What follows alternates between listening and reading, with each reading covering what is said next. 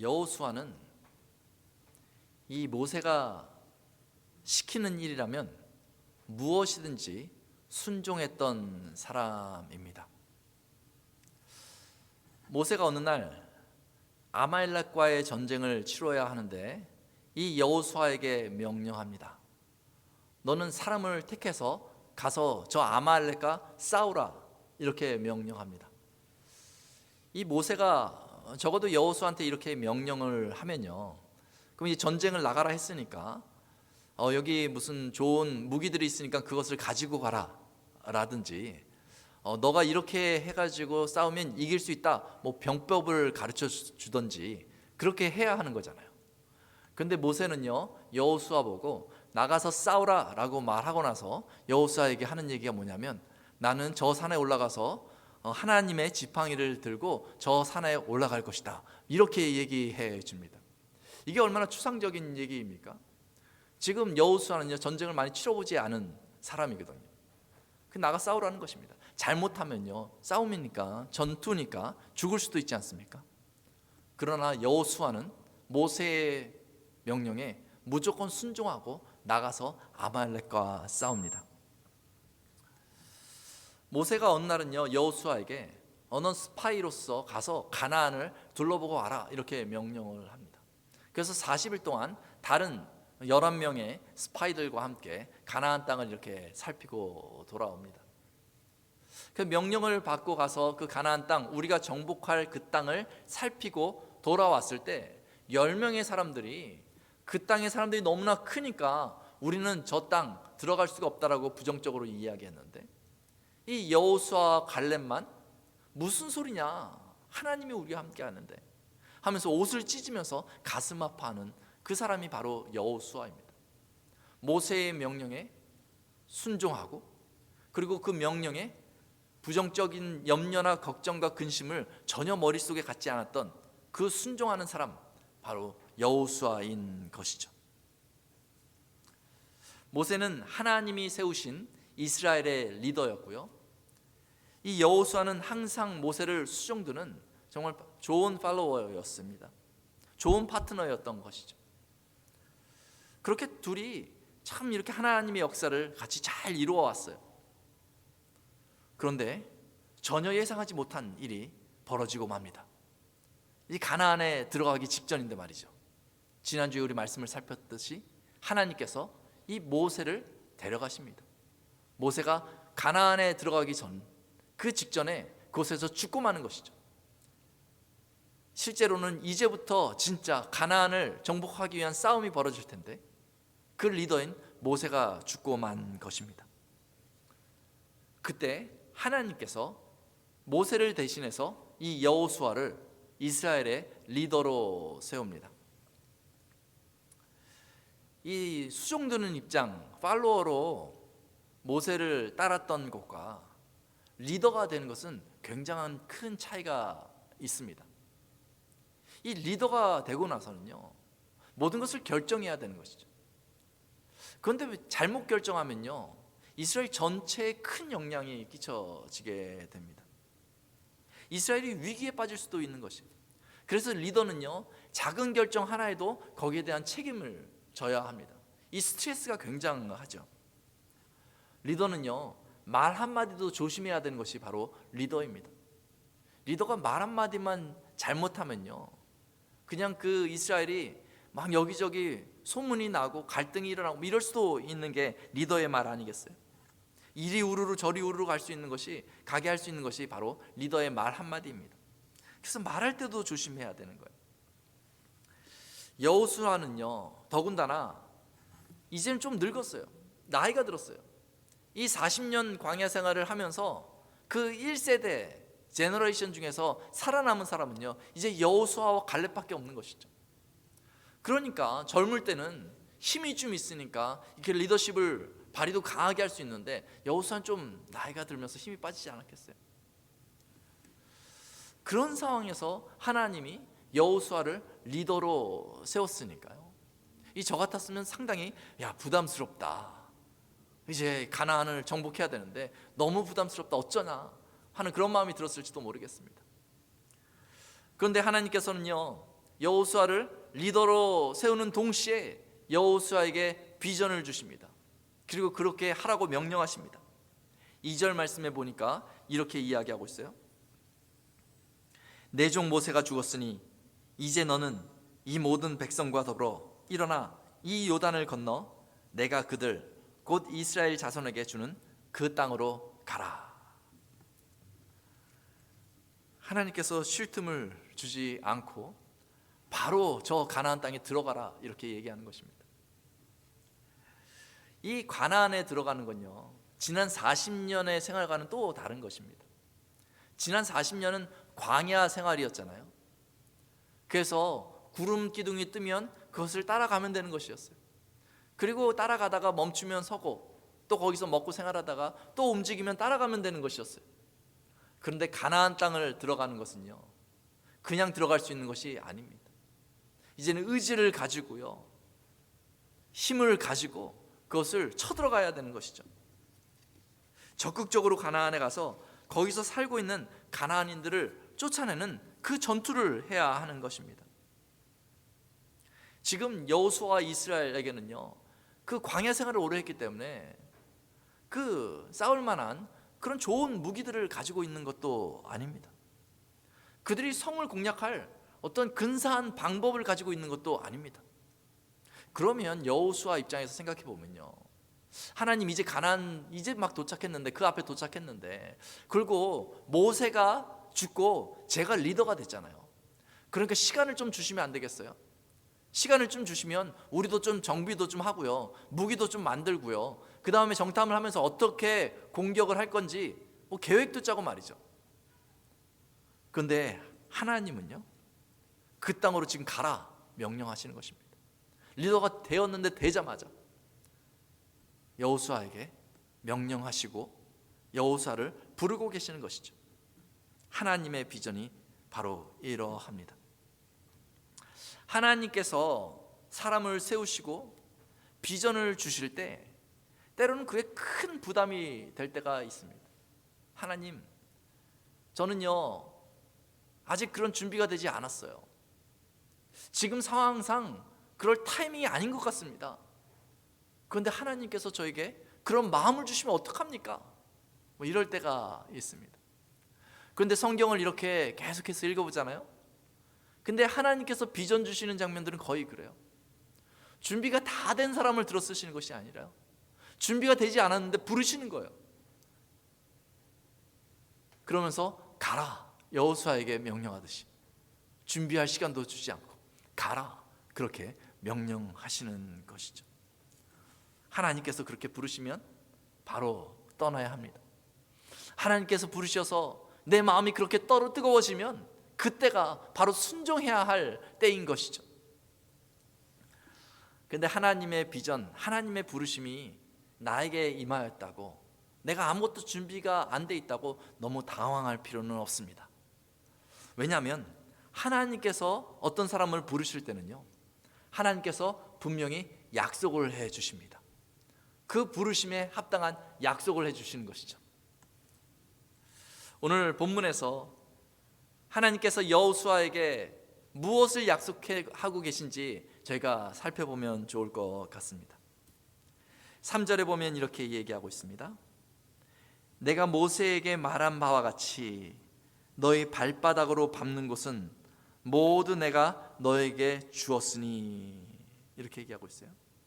너희 발바닥으로 밟는 것은 모두 너에게 주었다. 누가 주었습니까? 하나님이 주셨다는 거예요. 너희가 차지한 것이 아니라 하나님이 내가 주었다, 이렇게 말씀하시는 거죠. 5절 말씀에 보니까 이렇게 얘기하고 있어요. 중반 5절 말씀 보니까 내 평생이 너를 능히 대적할 자가 없으리니 내가 모세와 함께 있었던 것 같이 너와 함께 있을 것임이니라. 내가 너를 떠나지 아니하며 버리지 아니하리니, 이렇게 얘기하고 있습니다. 내 평생에 너를 능히 대적할 자가 없다, 이렇게 약속하시는 것이에요. 여호수아가 능력이 있어서요? 힘이 있어서요? 아니요. 하나님이 여호수아와 함께 하시고 계시기 때문인 것이죠. 이 이야기는 뭐냐 하면 지금 비전을 주고 계시는 그 하나님이 능력의 하나님이라는 것을 강조해 주고 있는 것입니다.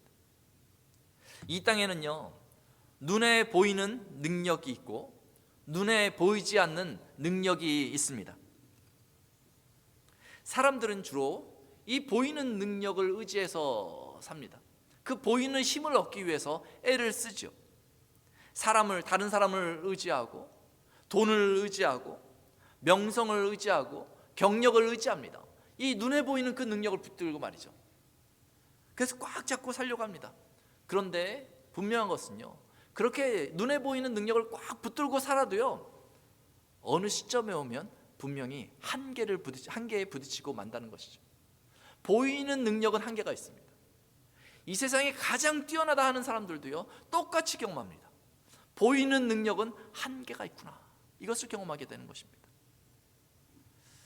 그때 사람들이 구하는 것은 보이지 않는 능력을 구하게 되는 것이죠.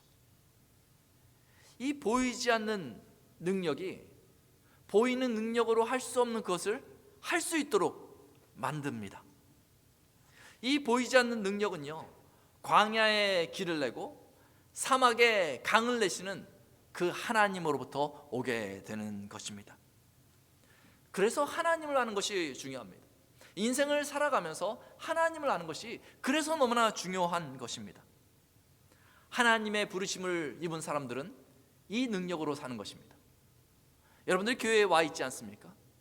그러면 이 보이지 않는 능력을 붙들고 살기 위해서 이곳에 와 있는 것입니다.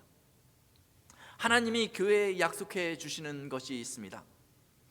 에베소 1장 후반부에 보면 하나님이 예수님을 높이시고 하나님 오른편에 앉히시고 모든 이름 위에 뛰어나게 하셨다라고 이야기하고 있습니다. 모든 이름 위에 뛰어난 모든 권세를 가지신 그 예수님이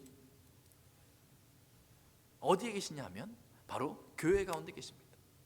교회의 머리로 삼으셨다, 이렇게 얘기하고 있거든요. 그리고 우리는 그 몸이다, 이렇게 에베소서에는 설명해 주고 있습니다. 이 이야기는 뭐냐면 모든 권세를 가지신 예수님이 교회의 머리고 우리는 그 몸이다라는 것은 뭐냐면, 그 의미는 무엇이냐면 하나님께서 그 보이지 않는 그 능력을 이 교회를 통해서 세상 가운데 나타내겠다라고 약속해 주시는 것이죠. 이것이 너무나 놀랍지 않습니까? 이것을 우리가 잊어버리고 산다면 참 불쌍한 그리스도인일 것 같습니다.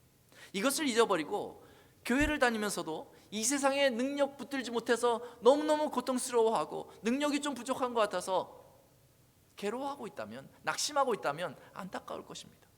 그리스도인들은 바로 이 보이지 않는 능력을 바라보는 사람들입니다. 하나님은 여호수아에게 비전을 주시되 약속하셨어요. 무엇을 약속했냐면 이 보이지 않는 능력을 너를 통해서 나타낼 것이다, 이것을 약속해 주신 것입니다. 그런데 이 하나님의 능력이라는 것, 이것을 사람들이 기대하고 삽니다. 그런데 이 하나님의 능력은 하나님이 함께 하실 때 나타나는 것이죠. 그래서 하나님은 여호수아와 함께 하실 것을 또 약속해 주십니다. 5절에 보면 이렇게 얘기하고 있습니다. 내가 모세와 함께 있었던 것 같이 너와 함께 있을 것임이니라. 9절에 보니까 이렇게 얘기하고 있습니다. 내가 어디로 가든지 내 하나님 여호와가 너와 함께 하느니라, 이렇게 말씀하고 있는 것이죠. 어떤 사람들은 하나님을 믿지 않으면서도 하나님의 능력만 탐하는 사람들이 있습니다. 이 보이지 않는 능력만 탐하는 사람들이 있습니다. 이것은 굉장한 착각이죠.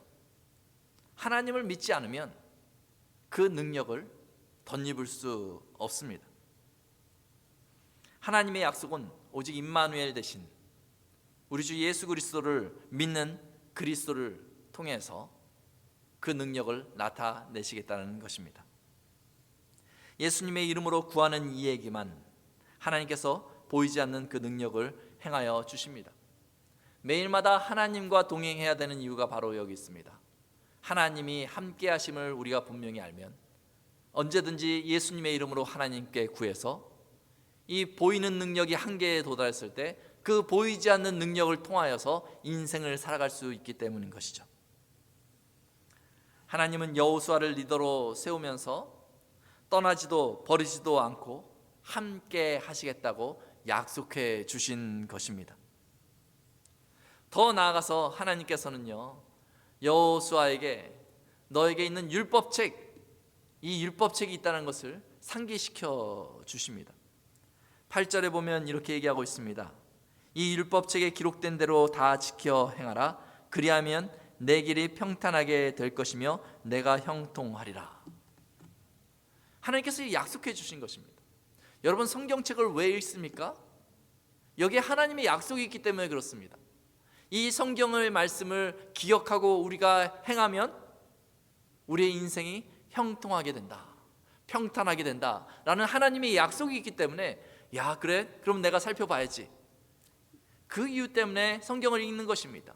이 말씀을 기억하는 것입니다. 오늘 제가 기도할 때 읽었던 시편 1편 1절에 보면 복 있는 사람은 오직 여호와의 율법을 즐거워하여 그 율법을 주야로 묵상하는 자로다, 이렇게 말하고 있지 않습니까? 하나님의 말씀을 묵상하면 그대로 행하게 되고, 그러면 하나님께서 그 길을 형통하게 해주신다는 것입니다. 역시 보이지 않는 그 능력을 통하여서 우리의 인생길을 열어주신다는 것이죠. 하나님을 바라보면 말이죠. 얼마나 감사한 일입니까?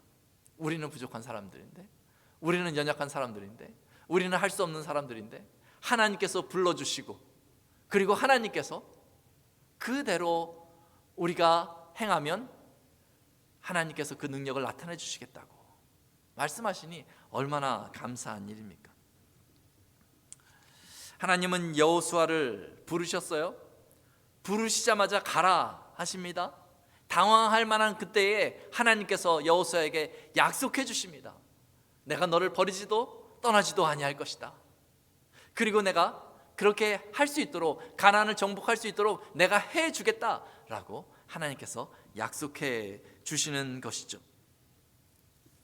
하나님께서 그렇게 약속해 주시고, 이제 여호수아를 바라보면서 하나님께서 요구하시는 것이 있습니다. 그것은 뭐냐면 믿음을 발휘하라는 것입니다. 하나님의 약속을 믿으라는 것입니다.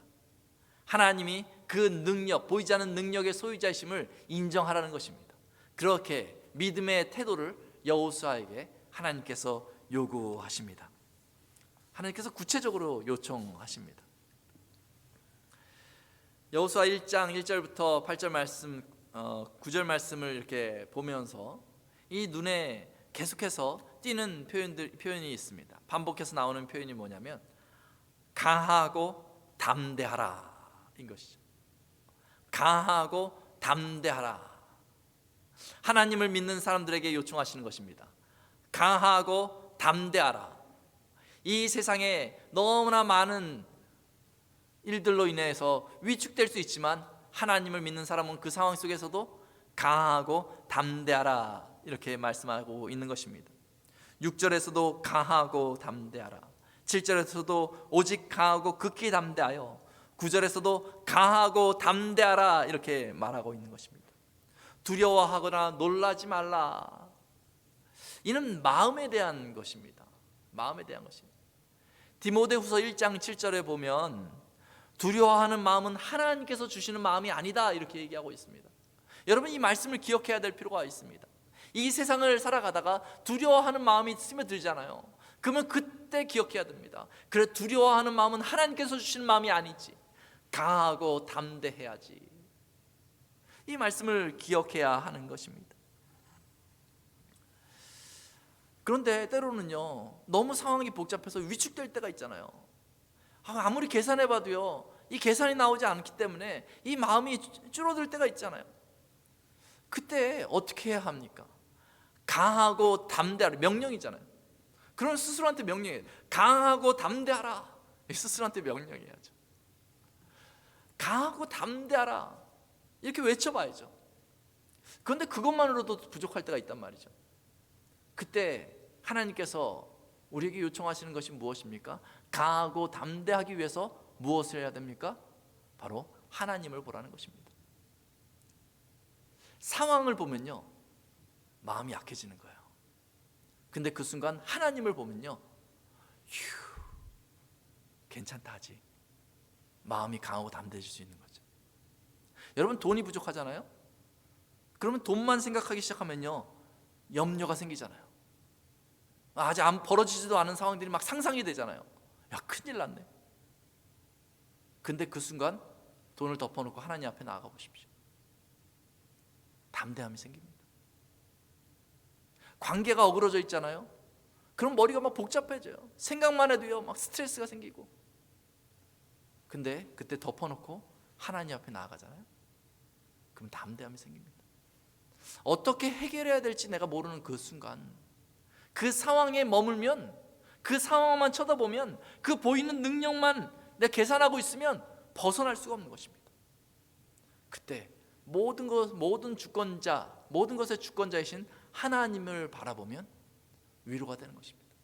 그래, 하나님이 계시지. 하나님이 풀어주시겠지. 하나님이 더하여 주시겠지. 하나님이 해결해 주실 수 있지. 그 하나님을 의지하고 바라보라는 것입니다. 여호수아에게 요청하는 것이 이것입니다. 믿음을 바란다는 것은 바로 이것입니다. 그 상황 가운데 시선을 바꾸라는 것입니다. 믿음은 그런 것이에요. 그 상황에 집중해 있지만 잠시 눈을 들어서 살아계신 그 하나님을 바라봐라. 그것이 강하고 담대하게 사는 비결인 것입니다. 하나님은 계속해서 이 여호수아에게 요청하십니다. 요청하시는 것이 뭐냐면, 그 믿음을 요청하시는데 좌로나 우로나 치우치지 말라, 이렇게 얘기하고 있습니다. 하나님이 부르시잖아요. 부르심 가운데 나아갈 것을 요청하고 있습니다. 그때 나아가면서 좌로나 우로나 치우치지 말라는 것이죠. 이 밸런스를 잡으라는 것이죠. 자전거를 처음 타면요, 나도 모르게 넘어지잖아요. 근데 어느 시점이 되면 중심을 딱 잡고 나면, 밸런스를 잡고 나면 그때부터 넘어지지 않고 앞으로 나아갈 수 있는 것입니다. 오뚜기들이요, 이렇게 툭 밀면 넘어질 것 같지만 다시 탁 일어나잖아요. 그렇게 일어날 수 있는 이유가 바로 중심의 밸런스가 잡혀 있어서 그런 것이죠. 여호수아에게 이것을 요청합니다. 가나안에 들어가면 좌로나 우로나 치우칠 수 있기 때문에, 너무나 새로운 것들이 많이 있기 때문에 그 가운데서 흔들리지 말고 앞을 바라봐라 라고 요청하시는 거죠. 이 밸런스가 무엇입니까? 밸런스가 무엇입니까? 이 성경 구절에서 이야기하고 있는 그 밸런스는요, 바로 율법의 말씀이라는 것입니다. 좌로나 우로나 치우치지 않을 수 있는 유일한 비결은 바로 이 율법의 말씀을 보는 것입니다. 이 율법의 말씀을 통해서 바로 하나님을 보고 자신을 발견하게 되는 것이죠. 이게 밸런스를 잃었는데도 불구하고 말이죠, 이게 내가 밸런스를 잃고 나니까 내가 지금 제대로 서 있는 건지 누워 있는 건지를 분별하지 못하게 되는 거죠. 그것을 분별하여 볼 수 있는 것이 바로 하나님의 말씀인 것이죠. 이스라엘 백성들이 가나안에 들어가서 여러 가지 유혹들에 빠질 수 있는데, 그 순간 혹시 빠졌다 할지라도 이 말씀을 기억하면 다시 밸런스를 잡을 수 있는 것이죠. 그런데 우리가 흔히 하는 실수 중에 하나는 뭐냐면, 이 세상을 살아가다가 밸런스를 잃어요. 믿음을 잃어버려요. 심령이 악화됩니다. 그런데 그 자기를 발견하지 못하는 것입니다. 그 늘 괴롭기만 한 것이에요. 바로 설 생각도 없습니다. 그리고 자기가 해왔던 습관대로 무엇인가 꽉 잡고 있어요. 오뚜기라도요, 이렇게 무엇인가 꽉 잡고 있으면 일어날 수가 없잖아요. 그때 자신을 발견해야 되는데, 그것이 바로 하나님의 말씀인 것이죠. 자기를 조명해봐야 다시 좌로나 우로로 치우쳐버린 자신의 모습을, 중심을 잡을 수 있는 것입니다. 이 말씀으로 중심을 잡지 않으면 다른 방식으로 영적인 그 밸런스를 잡을 수 있는 방법이 없습니다. 어떤 경우는요, 상담을 하거든요. 어떤 분들이 와서 카운셀링을 합니다. 목사님 너무너무 괴로워요, 인생이 너무 힘들어요, 뭐 이런 상황이에요, 뭐 얘기를 듣습니다. 그런데 유심히 보면 계속해서 괴로우시겠다 싶은 생각이 들 때가 있어요. 왜냐하면 내가 변해야 되거든요. 나를 바꾸지 않고 이 상황이 바뀌기를 늘 원하는 사람들이 있습니다. 그러면 해결이 나지 않습니다. 하나님의 말씀을 보면서 하나님을 발견하고 나 자신을 발견하면서 나의 중심을 옮기는 것입니다. 그 중심을 어디로 옮기는 것입니까? 하나님을 향해서 옮기는 것이죠. 그것이 좌로나 우로나 치우치지 않는 그 믿음의 모습이라고 할 수 있습니다. 하나님께서는 이 여호수아에게 그런 요청을 하는 것입니다. 좌로나 우로나 치우치지 말고 율법대로 행하라, 이렇게 요청하는 것이죠. 여호수아는 분명히 그렇게 살았던 사람입니다. 이것을 어떤 인생의 어떤 자기의 기준으로 삼고 살았던 사람이 바로 여호수아였던 것이죠. 하나님께서 약속하시고 비전을 주시고, 그 다음에 하나님께서 약속해 주시고, 그 다음에 그 약속을 믿는지 그 믿음을 요청하십니다. 그리고 그 믿음을 드러내면 그 다음에 하나님께서 이행하시겠다고 말씀하시는 것입니다. 그대로 행하겠다, 이렇게 말씀해 주시는 것이죠. 그리고 하나님께서는 여호수아에게 그리해 주셨습니다. 여호수아는 그 약속을 믿었고 그 믿음대로 가나안을 향하여서 나아갔습니다. 그랬더니 어떤 일이 벌어집니까? 가나안을 들어가려고 했더니 거기 요단강이 있습니다. 제사장들이 법궤를 메고 이 요단강에 발을 딱 담그는 순간 흐르던 강물이 딱 멈춰버릴 거예요. 이것이 제사장의 능력입니까? 아니에요. 하나님의 보이지 않는 능력이 그들과 함께하기 시작한 것이죠. 믿음으로 요단강을 밟았더니 흐르던 물이 멈추고 건너갈 수 있게 해주신 것이죠. 여리고성 큰 성을 만납니다. 아주 견고한 여리고성을 만납니다. 그 여리고성을 허물어야 되는데 뭐 무기가 있는 것도 아니고 병법이 있는 것도 아닙니다. 그런데 하나님께서 그 여리고성을 돌라, 그리고 나팔을 불고 소리를 지르라 하십니다. 그래서 그냥 여리고성을 돌았어요. 그리고 나팔을 불고 소리를 질렀어요. 그랬더니 여리고성이 어떻게 됩니까? 와르르 다 무너집니다. 그들의 목소리가 컸을까요? 뭐 장풍같이 소리가 나가서 그 여리고성을 무너뜨렸을까요? 그렇지 않죠. 믿음으로 했더니 하나님의 보이지 않는 능력이 여리고성을 무너뜨린 것입니다. 여호수아는 가나안을 정복하면서 하나님께서 약속대로 믿음으로 행하는 여호수아와 이스라엘 백성들에게 그대로 약속을 이행하셨다. 그 능력을 나타나셨다. 이것을 경험해 왔던 것이죠. 그렇게 여호수아 전체의 그 내용 중에 가나안을 정복하는 이야기가 나옵니다. 하나님께서 행하셨다. 하나님께서 행하셨다. 그리고 마지막에 이제 여호수아가 늙어서 여호수아 24장 15절을 보면 그 자기가 믿은 그 하나님을 이 이스라엘 백성들도 그대로 믿고 그 하나님의 능력을 덧입고 살았으면 하는 그런 마음이 있어서 그들에게 도전하는 것이 바로 여호수아 24장 15절 말씀인 것이죠. 제가 읽어보겠습니다. 만일 여호와를 섬기는 것이 너에게 좋지 않게 보이거든 너희 조상들이 강 건너 저쪽에서 섬기던 신들이든지 또는 너희가 거주하는 땅에 있는 아모리 족속의 신들이든지 너희가 섬길 자를 오늘 택하라. 오직 나와 내 집은 여호와를 섬기노라. 이렇게 얘기하고 있습니다. 그러니까 너희는 하나님 섬기는 것이 별로 좋아 보이지 않으면 다른 신 섬겨라. 하지만 나는, 우리 집은 오직 여호와만을 섬기겠다. 이렇게 도전하는 거예요. 그렇게 도전하자 그 이스라엘 백성들이 아닙니다. 우리도 봤으니까, 우리도 하나님의 능력을 봤으니까 우리도 하나님을 섬기겠습니다. 이렇게 얘기하는데 여호수아가 그들한테 또 얘기하는 거예요. 아니 너는 안 될 것 같아. 너는 그렇게 못 믿을 것 같아. 그러니까 너는 그렇게 하고 나는 여호와 하나님만을 섬기겠다. 이렇게 도전하고 있는 그 장면을 저희가 볼 수 있는 것입니다. 여호수아가 분명하게 그 인생의 마지막 순간에도 그렇게 말할 수 있는 이유는 바로 그 인생에 하나님이 함께 하셨고 그리고 하나님께서 그 보이지 않는 능력을 나타내 주심을 경험했기 때문에 그렇게 이야기할 수 있는 것입니다. 믿음으로 인생을 살아봤더니 정말 하나님이 계시더라. 믿음으로 인생을 살아봤더니 정말 하나님의 보이지 않는 능력이 내 인생에 나타나더라.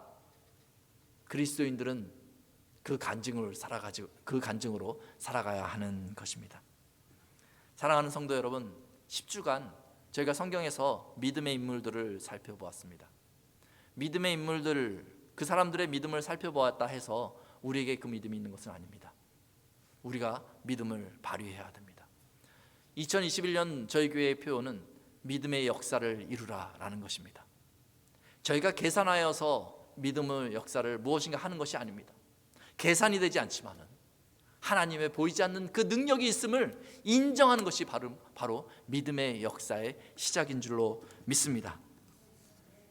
여호수아와 같이 그 하나님을 믿고 믿음으로 앞으로 전진하여서 하나님의 능력, 보이지 않는 능력을 매일마다 경험하고 그 비전 가운데 강하고 담대한 마음을 품고 좌로나 우로나 치우치지 않는 그런 믿음의 삶을 사시는 여러분 되시기를 예수님의 이름으로 축원합니다.